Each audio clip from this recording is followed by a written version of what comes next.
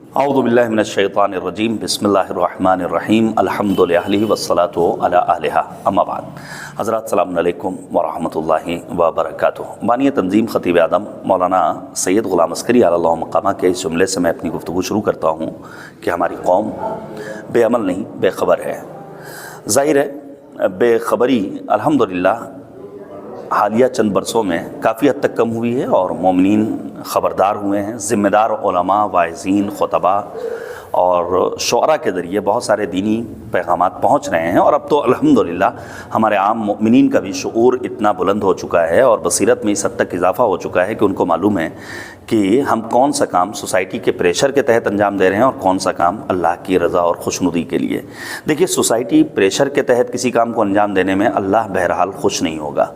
ابھی آپ نے دیکھا کہ چند روز قبل مؤمنین کٹگر کمال اور داؤد پور اور مؤمنین مچھلی گاؤں نے متحدہ طور پر اور ایک آواز ہو کر کے یہ فیصلہ کیا کہ ہمارے یہاں کسی مرحوم کے انتقال کے بعد عمومی کھانے کا وہ بندوبست نہیں ہوگا جو عام طور سے ہوتا ہے۔ دیکھیے، میں سمجھتا ہوں کہ اس کو فقط سیوم کی حد تک محدود نہ کیا جائے بلکہ 40واں اور دیسا اور برسی سب میں شامل کیا جائے، کیونکہ قوم اس وقت کہاں پر ہے، ہمیں کہاں ہونا چاہیے تھا، اس کا ہمیں اور آپ کو اب اندازہ ہو جانا چاہیے۔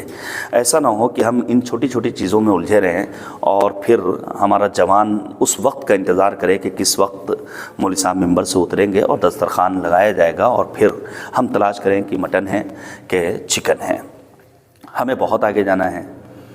ہمیں اپنے وقت کے امام کا انتظار یوں ہی نہیں کرنا ہے کہ ہم اپنے رخسار پر اپنی انگلی کو سجانے اور پھر اللہم عجل ولیک الفرج کی آواز بلند کرتے رہیں، بلکہ میدان عمل میں اترنا ہوگا۔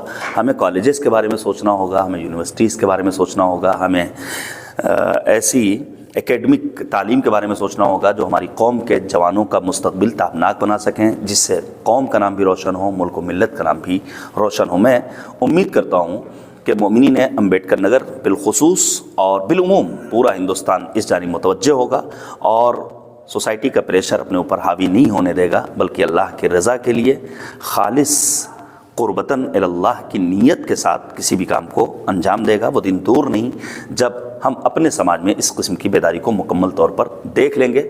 جہاں عام مومنین سے میں گزارش کر رہا ہوں، وہیں میری ریکویسٹ ہے میرے ہوم ڈسٹرکٹ امبیڈکر نگر میں آنے والے علماء کرام سے، شعراء ذوی الاحترام سے، خطباء اور ذاکرین اعظام سے کہ آپ جب ہمارے ہوم ڈسٹرکٹ میں تشریف لائیے تو للہ مؤمنین کے جذبات سے مت کھلواڑ کیجیے، بلکہ دین کا پیغام پہنچانے کے لیے اور علوم اہل بیت کی ترویج کے لیے کوشاں رہیے۔ پروردگار ہم سب کے توفیقات خیر میں اضافہ فرمائے۔ والسلام علیکم ورحمۃ اللہ وبرکاتہ۔